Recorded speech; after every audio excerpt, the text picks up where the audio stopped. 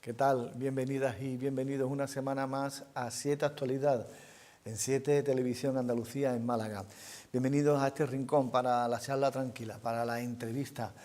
Bienvenidos a un espacio donde hoy vamos a intentar lo que intenta quien nos acompaña en la fundación, ¿no?, en la que está inscrito, que es situar la humanización en el centro de la atención sanitaria, o algo así. José Manuel Velasco, ¿qué tal? Bienvenido. Hola, buenos días, Juan Diego. Muchas gracias por la invitación.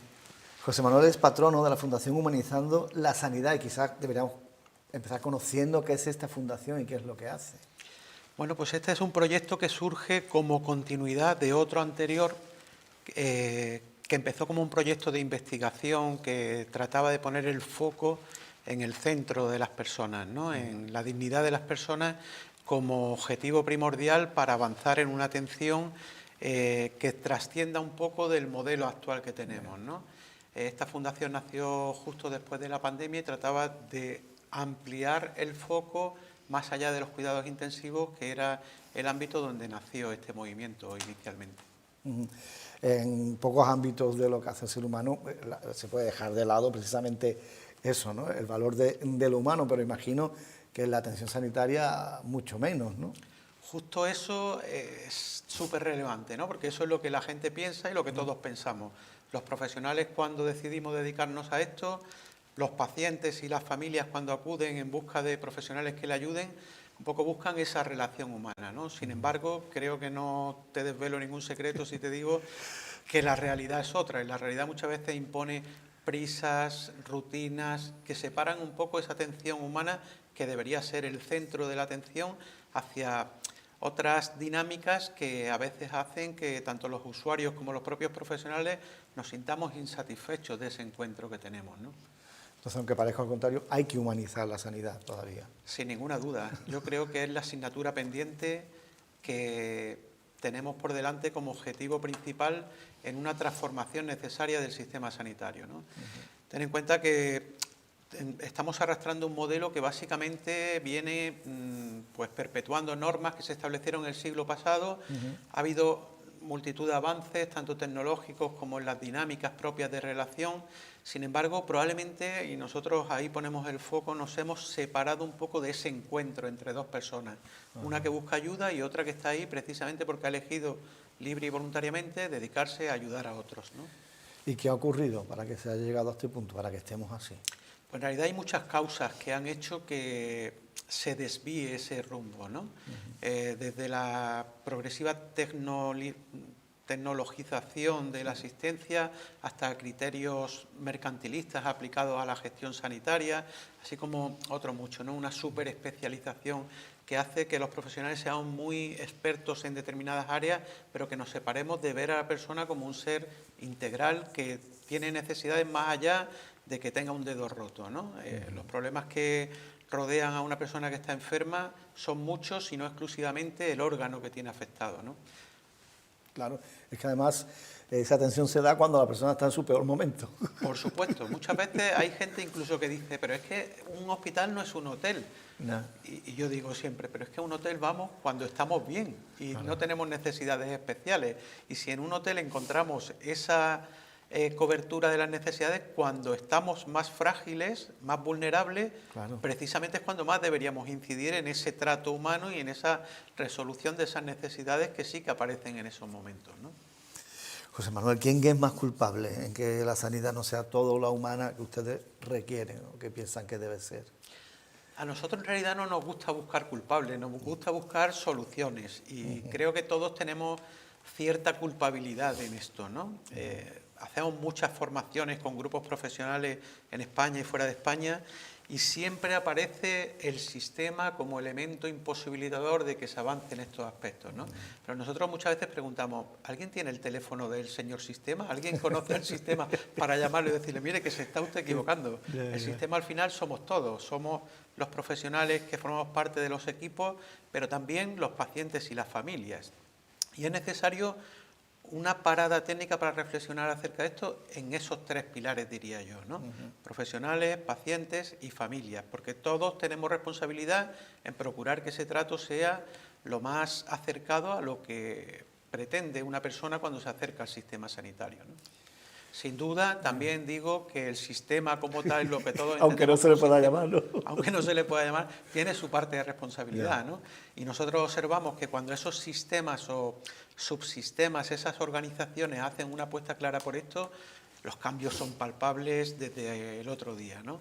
Se implican los equipos, los usuarios ven una atención distinta, más amable, y reivindican y cuidan el que eso se produzca de esa forma, ¿no?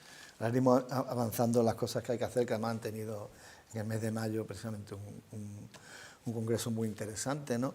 Pero hemos hablado de los pacientes, hemos hablado de dónde dejamos a los políticos, que al final son los gestores y son los que, bueno, los que deciden qué sanidad tenemos o no tenemos. Pues te decía anteriormente, ¿no? Al final hay una responsabilidad compartida y los políticos en esas políticas de gestión sanitaria deben contemplar este aspecto. O sea, por muchos motivos. El primero y fundamental, porque al final esto tiene sentido. O sea, si una persona está enferma y recurre a un hospital para ser atendido, lo que espera es ser atendido en todas las condiciones, no solo desde una perspectiva técnica que solucione su problema. Pero es que aparte, si el sistema incorpora estas propuestas que nosotros venimos haciendo desde hace ya muchos años, nosotros hemos observado, y hay publicaciones científicas que así lo corroboran, que el sistema es más rentable, porque si mejoramos en comunicación hay menos errores. Eso influye en una disminución de costes. Claro. Esa comunicación a la vez influye en que las estancias sean más cortas.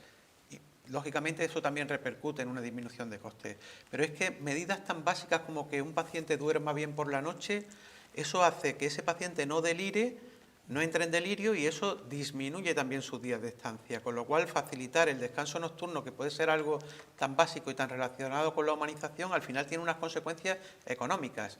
¿Qué ocurre? Que normalmente los políticos, y todos lo sabemos, tienen una visión más cortoplacista del asunto. Yo estoy aquí para 4 años y nosotros entendemos que aquí hay que hacer una programación pues más a medio y largo plazo, que lógicamente va a repercutir en esos beneficios que estábamos comentando. Tuve yo la experiencia este verano de estar con mi madre en una habitación del Hospital Virgen Macarena de Sevilla, que es un hospital excelente, con un personal excelente, que decirlo, pero para acondicionar el aire había un pingüino que echaba un ruido por las noches que se puede usted imaginar. Claro. No era muy humano.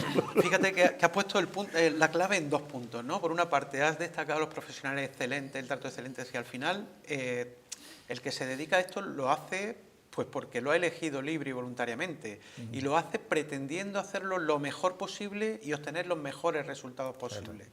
Sin embargo, ya decía antes, ¿no? Hay un mantenimiento de determinadas normas, algunas de ellas absurdas, que han promovido el que esa atención muchas veces se separe de ese objetivo inicial. Y por otra parte, comentaba que estaba como familiar. Los familiares son los eternos olvidados del sistema, ¿no? No se le da la importancia adecuada que tienen los familiares como compañeros y como, además, posibles contribuyentes a la mejora de esa persona que está hospitalizada, ¿no?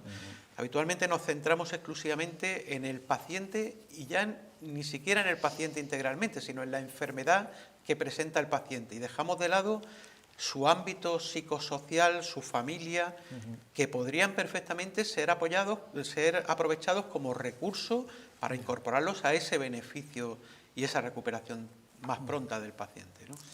Comentaba yo ese congreso que tuvieron, que ha sido un éxito, ¿no? Creo, de participación, además internacional, ¿no? Esto nos atañe a todos, ¿no?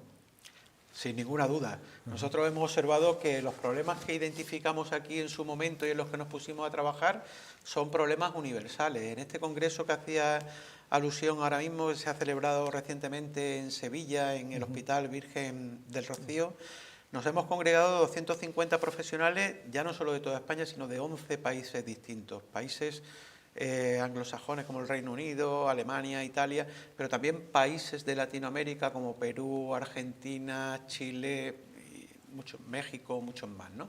En definitiva, es un problema universal y como tal debe ser atendido universalmente, ¿no? Y hacía alusión antes también a lo de los políticos. Es muy frecuente que los políticos tengan su visión muy cerrada al ámbito que les compete, ¿no? Y en España, por ejemplo, contamos con 14 planes de humanización, son 17 comunidades autónomas.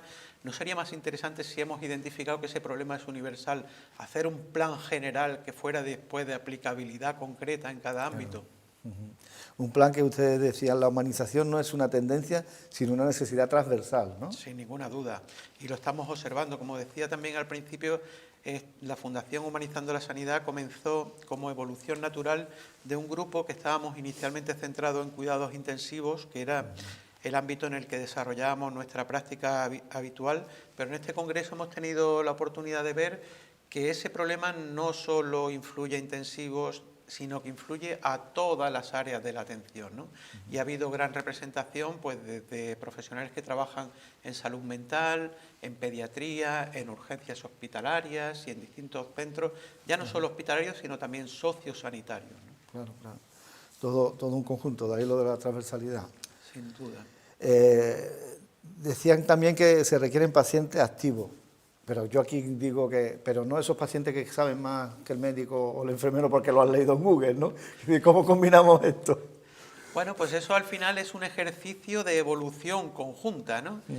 Imagina que yo soy enfermero y tengo un grupo de pacientes diabéticos y promuevo el que esos pacientes tengan una educación adecuada sobre su propia enfermedad, con educación sanitaria, con grupos de trabajo conjunto entre ellos, que les permita hacerse más responsables de la enfermedad, no trasladándola exclusivamente al profesional para que me lo maneje, sino que yo como paciente pueda tener un papel activo porque voy a tener el conocimiento, el apoyo, el asesoramiento y la continuidad en el seguimiento de mi propia enfermedad.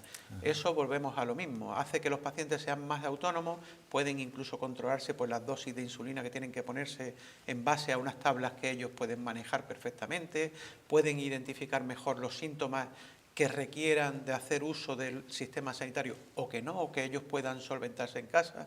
Con lo cual, pacientes activos, y no me quiero olvidar de la familia porque ya decíamos anteriormente que para nosotros ocupa un papel principal, pacientes y familiares activos con conocimiento y con ese apoyo sanitario contribuyen a que este sistema realmente cumpla el objetivo de que personas que tienen un problema lo vean solucionado de una forma más fácil, ¿no? Ahora, no estancarse, a que el enfermo no se estanque, no se quede ahí en una situación en la que es como un círculo vicioso, donde es más difícil a lo mejor salir, ¿no? Claro, es que ante una enfermedad cabe entregarse... Eso para las enfermedades que curan, luego para los crónicos también para sobrellevar, ¿no? Claro, sin ninguna duda. O sea, un paciente, por ejemplo, con una colostomía, que es un acceso artificial para hacer sus necesidades, pues también requiere saber del manejo de esos dispositivos. En este sentido, estuvimos trabajando conjuntamente con un grupo de expertos, de enfermeras estomaterapeutas, que son las encargadas de llevar el seguimiento de esos pacientes que al final acaban siendo crónicos, pues para poner en marcha un manual de buenas prácticas de humanización concretamente en este tipo de pacientes, ¿no? Se puso en marcha, salió el manual y distintas unidades han ido implementando esas buenas prácticas para sustituir lo que eran las normas habituales en ese escenario, ¿no? De manera que ahora, en esos sitios donde se han implementado esas nuevas buenas prácticas, pues la satisfacción de los pacientes es mejor y los resultados obtenidos en cuanto al seguimiento y al manejo de la propia enfermedad en un área tan específica acaba también siendo mejor, ¿no? Todo esto también depende de cómo estemos de aquí, quiero decir, que cuidar. Lo de aquí arriba también es importante en este proceso, ¿no?, de humanización. Sin ninguna duda, y creo que todos fácilmente observamos, sin necesidad de ser profesional sanitario, que desde la pandemia en adelante, de aquí andamos un poco regular, ¿no? Nos ha hecho replantearnos muchas cosas y la importancia de las enfermedades mentales y de la salud mental pues es más acuciante de lo que podría hacerlo anteriormente, ¿no? Es una parcela que hay que abordar de una manera prioritaria y me consta que hay mucha gente trabajando en eso con intenciones muy potentes de abordar ese tema. Sí, porque sin bienestar mental tampoco hay bienestar físico, ¿no? Sin ninguna duda, están íntimamente relacionados, ¿no? Estábamos hablando también de que en este congreso, bueno, pues se ha metido mano a la tecnología. Antes nombraba yo lo del doctor Google, ¿no?, porque es verdad que hemos aprendido a recurrir y a creernos todo lo que sale por el PC, pero a esto añadimos hoy otra cosa que se llama inteligencia artificial, ¿no? ¿Cómo han tratado este asunto en este congreso y cómo va la tendencia ahora mismo? ¿Cómo va la cuestión? La tecnología, yo creo que en sanidad, como en cualquier ámbito de la vida, es un aliado imprescindible, ¿no? Y para nosotros más. O sea, si pensamos en soluciones tecnológicas que se utilizan actualmente y lo comparamos con la práctica habitual de hace 15, 20 años, ha habido un cambio tremendo. Hoy en día, cualquiera de nosotros tenemos un dolor torácico que puede ser un infarto, tenemos un hospital a 20 minutos o a 15 minutos de aquí. En 30 minutos podemos estar en una sala hemodinámica donde un grupo de profesionales han metido un catéter en nuestra arteria coronaria, han identificado que está obstruida, han metido un baloncito, se ha inflado y problema resuelto. Un infarto hoy en día se soluciona en muy poquito tiempo gracias a la tecnología, gracias a esos avances tecnológicos que son incuestionables, ¿no? Sin embargo, muchas veces esa tecnología o ese poner el centro exclusivamente en la tecnología, si no va acompañado de otras medidas, puede hacer que ese paciente que ha estado en la sala hemodinámica, al cual se le ha resuelto su problema, sea un desconocido para todos los profesionales que le han atendido, ¿no? Y nadie sabe si el paciente se llama Manolo, Antonio. Ha sido como, yo muchas veces lo comparo como cuando un coche de carreras entra en el pit lane, ¿no? Sí. Cada uno llega, cambian las ruedas, llenan el depósito, verifican los parámetros, todo de una manera correcta, pero al final nadie sabe quién es el piloto que va dentro de ese coche, ¿no? Pues algo parecido pasa con ese uso exclusivo centrado en la tecnología, ¿no? Y nosotros vemos que es muy importante y que lógicamente es una aliada imprescindible, que no podemos prescindir de ella. Sin embargo, es necesario incorporar esas otras medidas que hagan que ese paciente, que se llamaba Antonio, pues realmente vea que se ha respetado su dignidad, su vulnerabilidad y que al final va a estar rodeado no solo de una solución a su problema de oclusión de la arteria coronaria, sino a que es considerado como una persona en la que su dignidad ha sido el elemento principal de la atención, ¿no?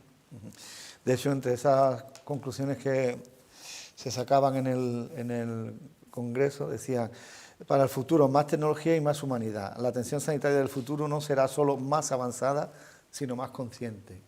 Sin duda, el hecho de tomar conciencia es para nosotros un elemento clave, ¿no? Y de hecho, nosotros desde que empezamos a trabajar en la Fundación nos marcamos 3 objetivos prioritarios, ¿no? Uno de ellos es la sensibilización en torno a este asunto que estamos hablando, otro la formación y otro la modificación de la práctica clínica.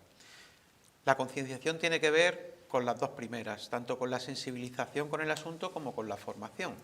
Que no me gustaría dejar de lado el que al final no estamos hablando de conceptos etéreos, de un arrebato de buenismo que nos ha dado unos cuantos, sino que al final esto es ciencia y como profesionales científicos que somos recurrimos a los resultados de la investigación para basar nuestra práctica clínica en esos resultados de la investigación.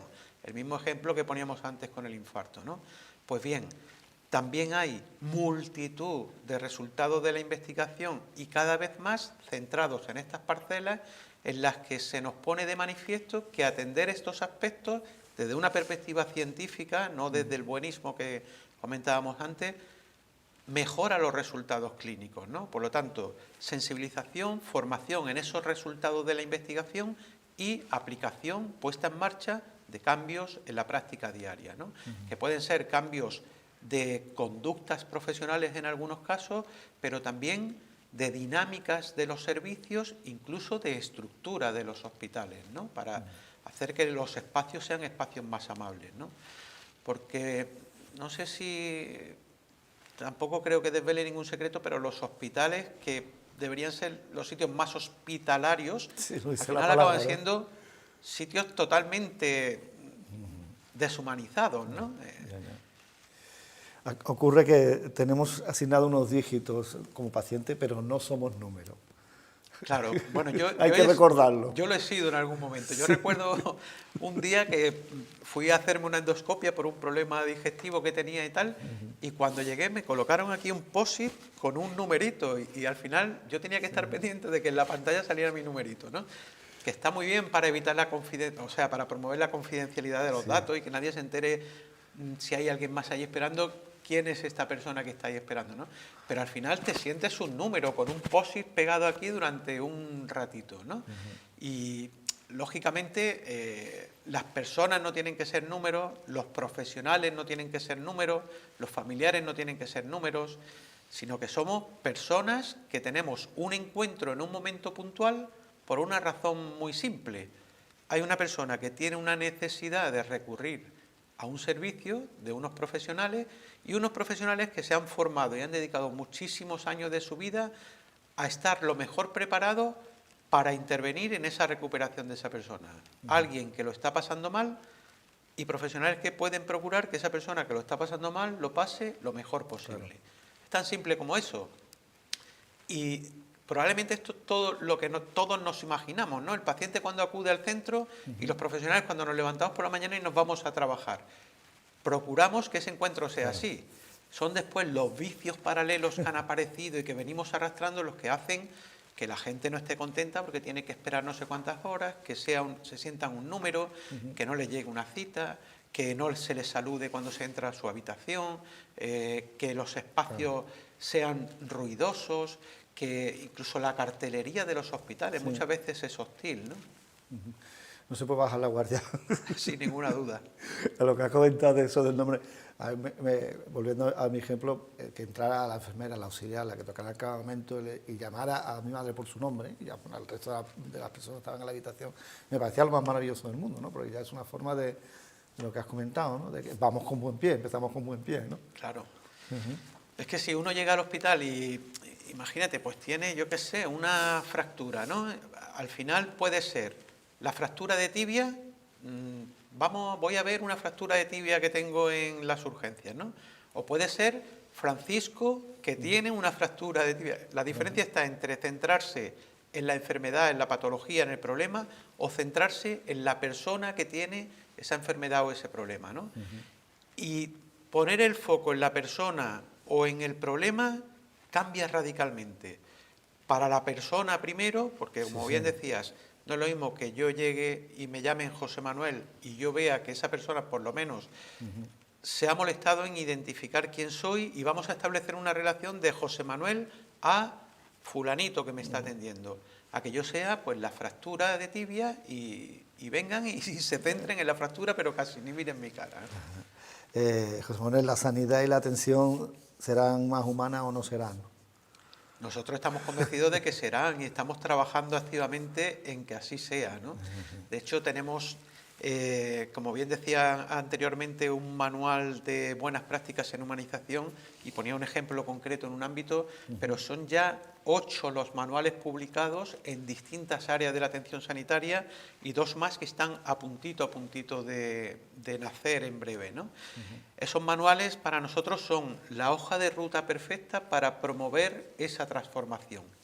Equipos que cojan esos manuales y lo implementen en su servicio van a acabar transformándose, porque van a poner el foco en estos aspectos que estamos comentando frecuentemente olvidados, ¿no?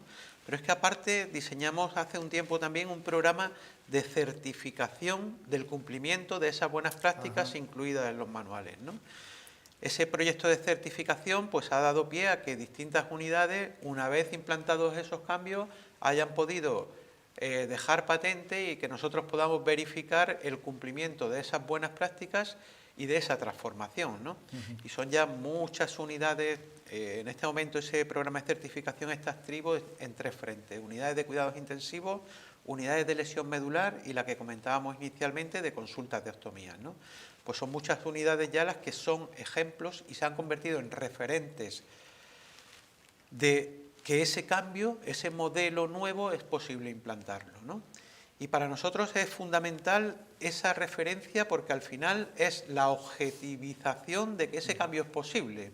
No es una utopía, es una utopía en aquellos sitios donde no se ha parado a reflexionar acerca de esto y no se han puesto a implementar las medidas. Pero es una realidad objetivable en aquellos sitios en los cuales hemos podido certificar el cumplimiento de esa transformación, ¿no?